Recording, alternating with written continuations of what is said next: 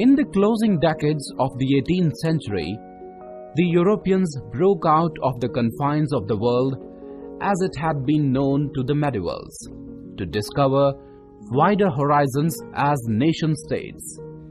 In the preceding years, the major nations of Europe had come face to face with one of the basic realities of politics: who rules whom? In almost every case, they came up with the same answer. The nobility, parliament, and even the church lost all their privileges as power came to be increasingly concentrated in the hands of monarchs.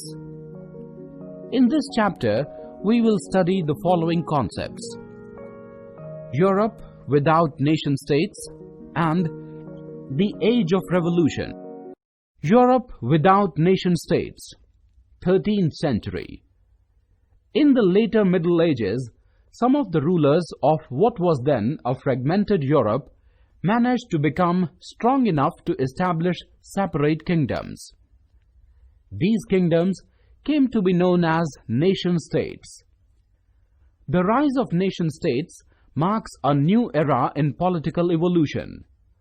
A nation-state was one in which the majority of its citizens, and not just the ruling dynasties, had developed a sense of common identity based on their shared history, customs, traditions, aspirations, or descent. In nation-state, a centralized power exercised sovereign control over a clearly defined territory. The only but major departure from conventional thinking was in the emphasis on democratic values. Thus, nationalism and democracy were seen as complementary and mutually supportive ideology. The French Revolution. The events of 1789 in France triggered a social and political upheaval which shook European society to its very foundations. The first clear expression of nationalism came with the French Revolution in 1789. The kings of France were absolute rulers. They believed in the theory of the divine rights of kings, which claimed that the king was the representative of God on earth. The political and constitutional changes that occurred after the French Revolution led to the transfer of sovereignty from the monarchy to a body of French citizens. The idea of nationhood in France. The French Revolution gave the term nation its modern meaning. A nation is not a territory, it is the people who live within that territory. The French Revolution impacted countries far beyond the shores of Europe, particularly England, the Americas, and many other distant lands. After the chaos of the French Revolution and the reign of terror had subsided into order, a regenerated middle class in various European cities began to form Jacobin clubs. The Jacobins played a brief but crucial role in the political life of the French people. The idea of nationhood in France. During the Napoleonic Wars, the Napoleonic Code was exported to the regions that came under French control. As a result, local institutions, native customs, traditional culture, and national language were infused with a new vitality and practical relevance. In Switzerland, the Dutch Republic, Germany, and Italy, Napoleon simplified administrative divisions, abolished feudalism, and freed peasants from serfdom. Restrictive rules and regulations pertaining to guilds, customs barriers, and tariffs, etc., were either relaxed or abolished. A uniform set of laws was put in place across all France. It was applicable to all, right from the lower to the upper classes.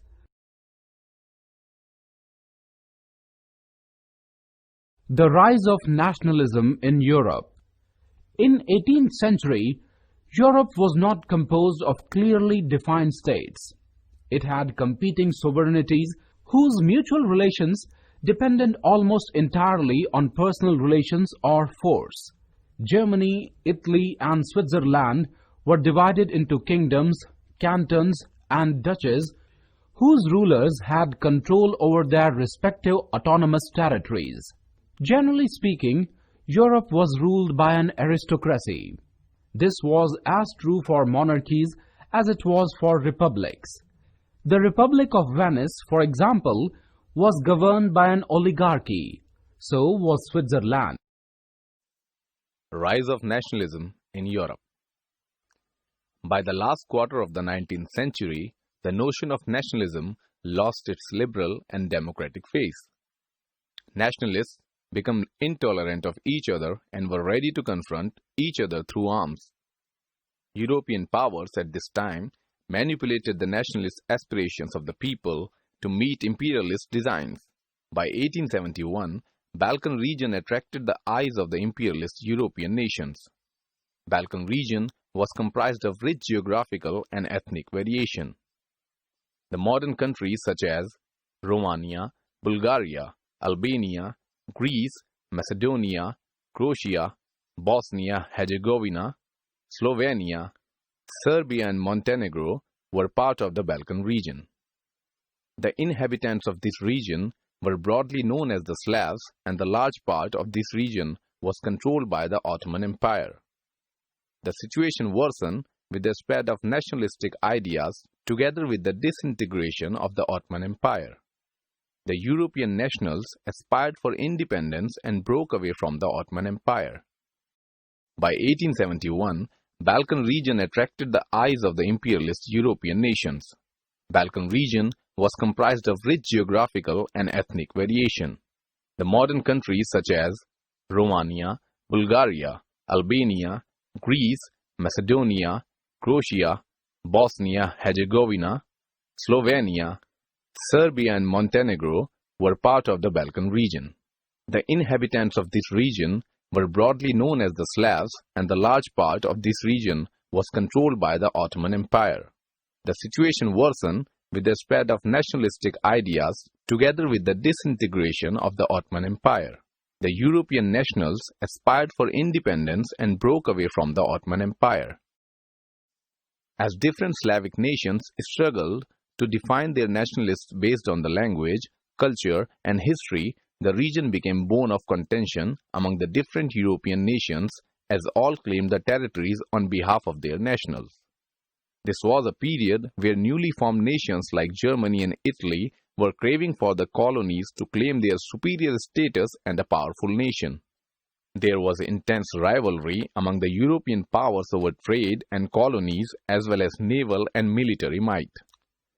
These rivalries were very evident in the way the Balkan problem unfolded. Each power, Russia, Germany, England, Austro-Hungary, was keen on countering the hold of other powers over the Balkans and extending its own control over the area. This led to a series of wars in the region and finally culminated into the First World War. The aristocracy and the new middle class. The most powerful group was the landed aristocracy. In spite of being a tiny minority, they towered over other classes in terms of rank, possessions, and privileges. An aristocrat had to be addressed as "my lord." They were not expected to marry below their class, hence marital alliances crossed national boundaries. In Eastern and Central Europe, these aristocrat landlords owned vast estates that were cultivated and managed by impoverished peasants. The Industrial Revolution began in England in the second half of the 18th century and spread to France and Germany in the 19th century. This period saw the emergence of major centers of hectic commercial and industrial activities, which led to the rise of educated middle class. Liberal nationalism. The term liberal derives from the Latin root liber, meaning free. The basic principles of liberalism were, firstly, that government depends on the consent of the governed, and secondly, that the scope of the government is limited. Ever since the French Revolution, liberalism has stood for the end of autocracy and all traditional forms of social, political and economic constraint. In the economic sphere, liberals supported free trade, free collective bargaining, and free business enterprise. In the 19th century, the new middle class raised its voice strongly in support of liberalism. Effect of liberal nationalism on Prussia. Before 1818, each district of Prussia had its own custom rules. There were as many as 67 tariff areas in Prussia alone. These custom barriers were literally barriers that came in the way of trade and commerce flowing freely from one region to another. In 1818, the Tariff Reform Law was passed. The law of 1818 applied to Prussia alone, but in course of time, many other German states joined Prussia.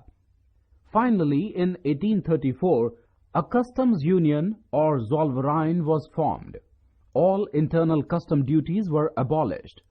The result of the reforms was that Germany became a free trade area. Internal trade increased, as did the revenues accruing to the state. A new conservatism after 1815. Napoleon had badly mutilated the political map of Europe. In 1814, one of the main issues before European statesmen was how to redraw the map of Europe. Representatives of the European powers, Britain, Prussia, Austria and Russia, who had joined forces to defeat Napoleon, assembled at Vienna. The statesmen assembled at Vienna jointly drew up the Treaty of Vienna in 1815. The Vienna settlement was based on three principles, viz., restoration, legitimacy and compensation. The main objective of the Congress was to restore the monarchies that had been overthrown by Napoleon. Therefore, a new conservative order was established in Europe. The revolutionaries. One such revolutionary was the Italian Giuseppe Mazzini. He had been greatly influenced by nationalist ideas. He became a member of a secret society called the Carbonari, not because he approved of its methods, but because he promised at least a revolution of organization. His vast experience helped him found new organizations. The first one he founded was Young Italy in Marseilles, and the second one was Young Europe in Barnet. Members of these organizations were selected from Italy, Poland, France, and the German states.